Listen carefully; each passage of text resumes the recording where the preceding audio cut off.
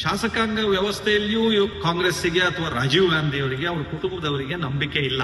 EVM machine ಸರಿ ಇಲ್ಲ ಅಂತ ಬಿಜೆಪಿ ಅವ್ರು ಗೆದ್ದಾಗ ಗದ್ದಲ ಮಾಡೋದು, ಕಾಂಗ್ರೆಸ್ದವ್ರು ಗೆದ್ದಾಗ ಮೌನವಾಗಿರೋದು, ಈಗ ತಾವು ಸೋಲ್ತೀವಿ ಅನ್ನೋ ಭಯಕ್ಕೆ ವೋಟರ್ ಲಿಸ್ಟ್ ಸರಿ ಇಲ್ಲ ಅಂತ ಬಿಹಾರದನ್ನ ಮುಂದೆ ವಿಷಯ ತಂದುಕೊಳ್ಳೋದು, ಬಿಹಾರದಲ್ಲಿ ಸೋತ ನಂತರ ವೋಟರ್ ಲಿಸ್ಟು ಸರಿ ಇರಲಿಲ್ಲ, ಇವಿಎಂ ಸರಿ ಇರಲಿಲ್ಲ ಅಂತ ಹೇಳೋರೇ ಇವರು ನಿಶ್ಚಿತವಾಗಿ. ಇದರೊಳಗೆ ಕೇಂದ್ರ ಸರ್ಕಾರದ್ದಾಗ್ಲಿ ಬಿಜೆಪಿದಾಗ್ಲಿ ಏನ್ ಪಾತ್ರ ಇದೆ? ನಾನು ಈ ಸಂದರ್ಭದಲ್ಲಿ ಇವತ್ತು ರಾಹುಲ್ ಗಾಂಧಿಯವರು ಕೆಲವು ತಿಂಗಳುಗಳಿಂದ ಮತದಾರರ ಪಟ್ಟಿಯ ಕುರಿತಂತೆ ಗೊಂದಲವನ್ನ ಮೂಡಿಸುವಂತಹ ನಮ್ಮ ಸಂವಿಧಾನಬದ್ಧವಾಗಿ ಸ್ಥಾಪಿತವಾದಂತಹ ವ್ಯವಸ್ಥೆಯ ಬಗ್ಗೆ ಒಂದು ಅಶ್ರದ್ಧೆ ಮೂಡುವಂತಹ ಸ್ಥಿತಿಯನ್ನ ನಿರ್ಮಿಸೋದಕ್ಕೆ ಪ್ರಯತ್ನ ಮಾಡ್ತಿದ್ದಾರೆ. ಅದಕ್ಕೆ ಮೊನ್ನೆ ದೆಹಲಿಯಲ್ಲಿ ಅವರು ಬಿಡುಗಡೆ ಮಾಡಿರುವಂತಹ ಕರ್ನಾಟಕದ ಮತದಾರರ ಪಟ್ಟಿ ಮಹದೇವಪುರದ ಒಳಗೊಂಡಂತೆ ಅವರು SIR ಬಗ್ಗೆ, ಬಿಹಾರದಲ್ಲಿ ನಡೀತಾ ಇರುವಂತಹ SIR ಬಗ್ಗೆ ತೆಗೆದುಕೊಂಡಂತ ನಿಲುವು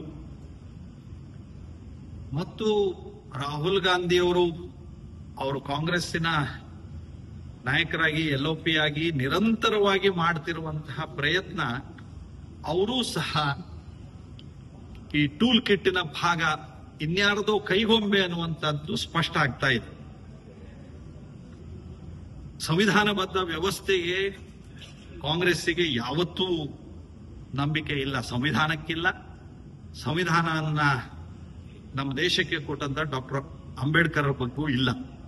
ಇದು ನಿರಂತರವಾಗಿ ಸಾಬೀತಾಗಿರುವಂತ ಪ್ರಶ್ನೆ, ಈ ವಿಷಯ. ನಾನು ಸಂವಿಧಾನದ ತಿದ್ದುಪಡಿಯಲ್ಲಿ ಆ ವಿಷಯಗಳು, ತುರ್ತು ಪರಿಸ್ಥಿತಿ ತಂದಿರೋದು ಇತ್ಯಾದಿ ಇತ್ಯಾದಿಗಳನ್ನು ಎಷ್ಟು ಬೇಕಾದರೂ ಹೇಳ್ಬೋದು. ಆದರೆ ಅದೆಲ್ಲದಕ್ಕಿಂತಲೂ ಹೆಚ್ಚಾಗಿ ನಮಗೆ ಗೊತ್ತಿದ್ದಂತೆ ಶಾಸಕಾಂಗ ವ್ಯವಸ್ಥೆಯಲ್ಲಿಯೂ ಕಾಂಗ್ರೆಸ್ಸಿಗೆ ಅಥವಾ ರಾಜೀವ್ ಗಾಂಧಿ ಅವರಿಗೆ ಅವ್ರ ಕುಟುಂಬದವರಿಗೆ ನಂಬಿಕೆ ಇಲ್ಲ. ಕ್ಯಾಬಿನೆಟ್ ಮಾಡಿರೋ ನಿರ್ಣಯವನ್ನ, ಪ್ರಧಾನಮಂತ್ರಿಗಳ ತೆಗೆದುಕೊಂಡಂತ ನಿರ್ಣಯವನ್ನ ಹರಿದು ಚೂರು ಚೂರು ಮಾಡಿ ಹಾಕಿ ನಾಡಿನ ಜನ ನೋಡಿದ್ದಾರೆ ಇದನ್ನು. ಅಂದ್ರೆ ಶಾಸಕಾಂಗದ ಬಗ್ಗೆ ವ್ಯವಸ್ಥೆಗೆ ನಂಬಿಕೆ ಇಲ್ಲ.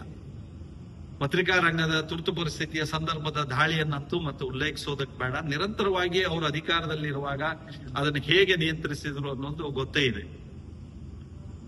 ಅದಲ್ಲದೆ ನ್ಯಾಯಾಂಗದಲ್ಲಿ ಇರೋರನ್ನ ಹೇಗೆ ಬಳಸ್ಕೊಂಡು ಆಮೇಲೆ ಇವರು ಯಾವ ಸ್ಥಾನಮಾನ ಕೊಟ್ಟು ಅನ್ನೋದು ಗೊತ್ತಿದೆ. ಇವಿಎಂ ಮಷಿನ್ ಸರಿ ಇಲ್ಲ ಅಂತ ಯಾವ ರೀತಿಯ ಗೊಂದಲಗಳನ್ನು ಮೂಡಿಸಿದ್ರು ಅಂತ ಗೊತ್ತಿದೆ. ಈಗ ವೋಟರ್ ಲಿಸ್ಟ್ ಸರಿ ಇಲ್ಲ ಅನ್ನುವಂತ ಗೊಂದಲವನ್ನ ಮೂಡಿಸುವಂತಹ ಒಂದು ಪ್ರಯತ್ನವನ್ನು ಮಾಡ್ತಿದ್ದಾರೆ. ನಾಡಿನ ಜನರಲ್ಲಿ ನಾನು ವಿನಂತಿ ಮಾಡಿಕೊಳ್ತೇನೆ, ನಮ್ಮ ಚುನಾವಣಾ ಆಯೋಗ ಸ್ವತಂತ್ರವಾಗಿ ಸಂವಿಧಾನಬದ್ಧವಾದಂತಹ ಒಂದು ಸಂಸ್ಥೆಯಾಗಿ ಪಾರದರ್ಶಕವಾಗಿ ಮತ್ತು ವಿಶ್ವಾಸಾರ್ಹವಾಗಿ ಕೆಲಸವನ್ನು ಮಾಡ್ತಾ ಇದೆ. ತಪ್ಪುಗಳು, ಲೋಪದೋಷಗಳು ಇದ್ರೆ ನಮಗೆ ಎಲ್ಲಾ ಹಂತದಲ್ಲೂ ಅದನ್ನ ನಮ್ಮ ಒಂದು ಆಬ್ಜೆಕ್ಷನ್ ಅನ್ನ ನಾವು ಚುನಾವಣಾ ಆಯೋಗಕ್ಕೆ ಕೊಡೋದಕ್ಕೆ ಎಲ್ಲಾ ಹಂತದಲ್ಲಿ ನಮ್ಗೆ ಅವಕಾಶಗಳಿದೆ. ಇವತ್ತಿನ ವ್ಯವಸ್ಥೆ ವ್ಯಕ್ತಿ ಕೇಂದ್ರಿತವಾದಂತದ್ದಲ್ಲ, ವ್ಯಕ್ತಿ ನಿರ್ದೇಶಿತವಾದಂತದ್ದಲ್ಲ. ಇವತ್ತು ಒಂದು ವ್ಯವಸ್ಥೆ ವ್ಯವಸ್ಥಿತವಾಗಿ ನಡೆಯುವಂತಹ ತಂತ್ರಜ್ಞಾನದ ಬಳಕೆಯನ್ನು ಮಾಡಿಕೊಂಡು ಅದು ಪಾರದರ್ಶಕವಾಗಿ ವಿಶ್ವಾಸಪೂರ್ಣವಾಗಿ ನಡೆಯುವಂತಹ ರೀತಿಯಲ್ಲಿ ನಿರ್ಮಾಣ ಆಗಿದೆ.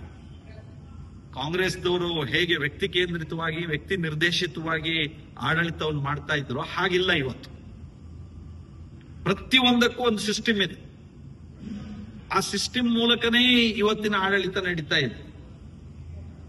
ಚುನಾವಣಾ ಆಯೋಗವು ಇದರೊಳಗೆ ಸ್ವತಂತ್ರವಾಗಿ ಪ್ರತಿ ಹಂತದಲ್ಲಿ ಇದನ್ನ ರೂಢಿಸ್ಕೊಂಡು ಬೆಳೆಸ್ಕೊಂಡು ಬಂದಿದೆ.